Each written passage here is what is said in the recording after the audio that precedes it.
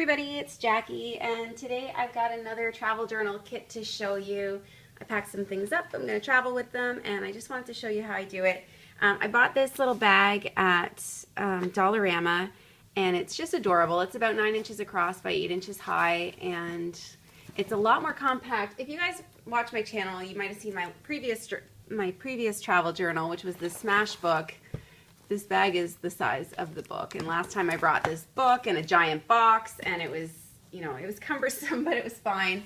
This time I don't have quite as much space, so everything I need is in here except for my printer. So I'll show you my printer first. A lot of people ask me, how do I print my photos? I print my photos using a Canon Selfie. I've had a lot of these over the years because they are not the most reliable machines, but if something goes wrong with it and you call their customer service, it's easy to get another one. So I'm kind of hooked on the Selfie. I think this is the third one I've owned. And they do work great when they're working. Oh yeah, when they work, they're great. So they print 4x6 photos, and then I can print more than one image on a 4x6. Like I could do two, what are they, 3x4s? Yeah. 2x3? I don't know. You can cut it in half anyway. Using an app called Pick Frame is what I use. So I do photo collages on that. Oh look, my sister has it handy. And like you just pick your frame and you do a 4x6 and you can fit like 4 or 5 photos on a 4x6 photo. So that's what I use. And then along with that, to travel, I have to bring a few things. I need my power cord. Nothing fancy there. It needs a paper tray. And it holds 10 sheets, and then I'm bringing 2 more packs of 10 sheets. So I have a total of 30 sheets of paper, and a cartridge prints, I think, 30 pictures, so it's all going to work out. So we're only gone for 5 days. I don't think I need more than 30 pictures.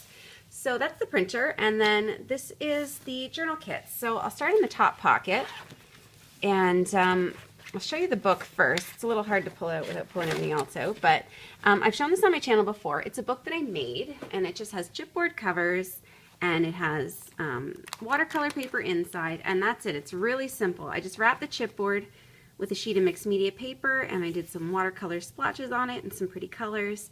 I used a black Sharpie brush pen to write my title, and I think this heart's just like a little rub-on. Stamp my dates on it. Washi tape on the back. I matte medium the whole thing, so if it gets wet, it'll be okay. And I binded it with my Bind It All. I use a Zutter Bind It All. And then I had these little gold corners. I bought them for December Daily last year. I've got a ton of them, so I figured those would be good too. It's kind of jam-packed right now. I thought it was better to pack too much paper in it and remove pages later than to short myself. So hopefully I don't need to fill the whole thing, because right now it's kind of hard to turn the pages. But yeah, it's just Fabriano cold press watercolor paper in it, and the papers are about 5x7. The idea is that I'll be able to put a 4x6 photo on one side and journaling on the other, or the other way around. Something like that, and I'm going to keep it really simple. It's basically just going to be watercolor splotches, simple watercolor doodles, lots of writing, lots of photos, and that's it. So where my last travel journal was, you know, scrappy, scrappy, scrappy, I used so much pattern paper and stickers and embellishments. This one is just going to be simple, pretty, watercolor, simple, love it, bright. So to get the watercolor effect, I'm bringing just my Jane Davenport watercolors, because these are bright and lovely. I only want to use lovely colors in this book. I'm not going to try to do any true-to-life sketching or anything like that. I'm just going to do basic washes and simple doodles. And then I've picked this up at DeSerres. It's a little water transporty thing, and it's got 2 little cups, and you fill them with water, and you keep one dirty and one clean while you're painting. It's got a little hook on the bottom, so I can, I guess, attach it to something. And of course I've got a roll of tape to stick down my photos, and that's the first pocket. Let's take a look in the second pocket. In the second pocket I have my embellishments, and I know it looks like a lot, but it's not as much as I normally bring, so I'm feeling very minimalist. Please don't judge me. So here's what I've got. Some little bits in there I'll show you in a second. Always bring alphas with me. I got these at Michael's. I think they're just stunningly beautiful. They're vellum, and you get this capital sheet, and they're watercolory, and then you have this one that's like a Times New Roman font in the lowercase. So I've got those. I just love these ones. And then I got these on clearance at Michael's. They're gold block letters, and they are hard to show you because they're so shiny. I'm planning to use a lot of gold accents in this book. I don't know if I mentioned that already. And then this is just like a Mambi sheet, and they are see-through, and they have this, I don't know, they kind of remind me of like the letters on baseball shirts. I don't know. And then I have a couple of washi books that I'm bringing that have a watercolor feel. This one's like dark, rich colors, and I think a lot of those will work. 3 pages in that one. And then I've got this one, which is the more delicate, soft colors.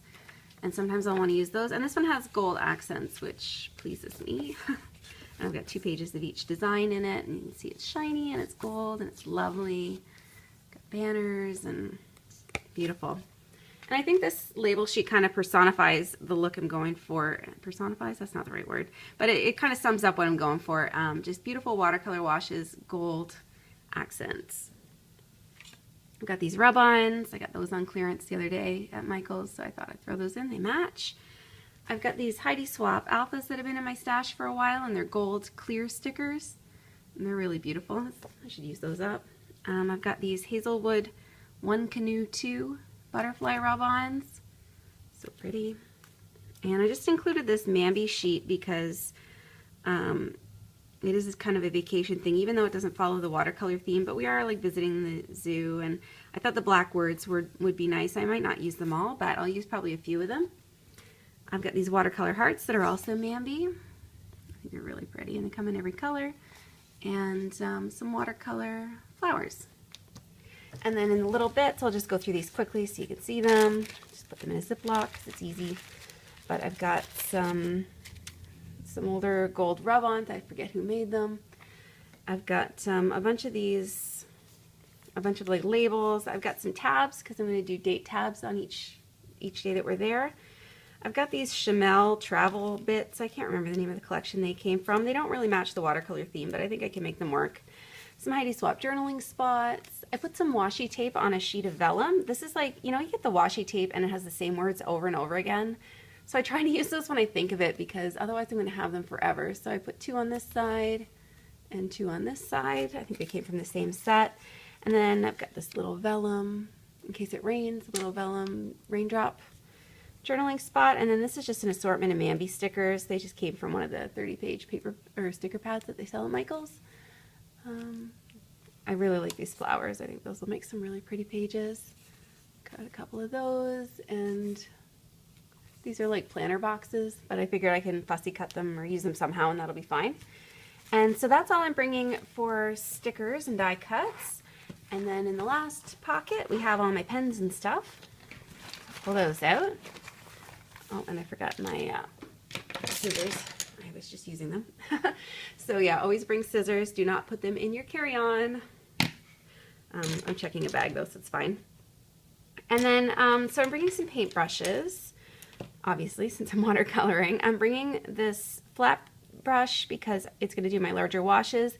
It's not maybe as big as I would like to bring, but you know, my space is kind of at a premium, so I'll make it work. And then I've got a round tip brush, and you can see that this is like a worn out one. I've left it in the water too long and the paint's chipped off. These are not my nice brushes. I'm not going to bring nice brushes on a trip because they're probably going to get mangled, so especially since the tips aren't protected in this bag. So yeah, these are just old brushes. If they get ruined, it's okay. And then I'm also bringing water brushes. I've got a fine tip one that I can even use to do lettering if I want. And then I brought also the big fluffy tip to do larger washes. I'm not filling them with water till I get there. Again, I just get nervous about bringing liquids on planes. And then for pens, I have a pencil because I might do a little bit of sketching. I've got, for writing, I'm bringing a Faber-Castell Echo Pigment fine tip. And I figure I'll just give you guys some writing samples so you can see what they do. But yeah, this is just a, just a fine tip pen. Then I've got this Tombow Fudonosuke, which is a fine tip brush pen. And what I like about this one is it has 2 sides. It has a black side and a gray side. So you've got, just move some stuff over. Black side and gray side, as you can see. And I thought it'd be nice to have the gray marker, so that'd be nice. And then I've got my Sakura Pen Touch, and I thought I'd show you this one because it's really beautiful. It's a gold paint pen, and it really shines. I'm not sure if it's coming through, but I've got that. And then this is a big brush marker. It's a Sakura Pigma again. My favorite. Oh yeah, my sister loves this one, and it does like really brushy looking brush strokes, and it's just gigantic. So I don't know if I showed you the tip, but there it is. It's really flexible. One of my life goals is to use up an eraser. I've been using this one for about 3 years, and I'm not even close. I've got a little popsicle stick for doing my rub-ons because I brought a few.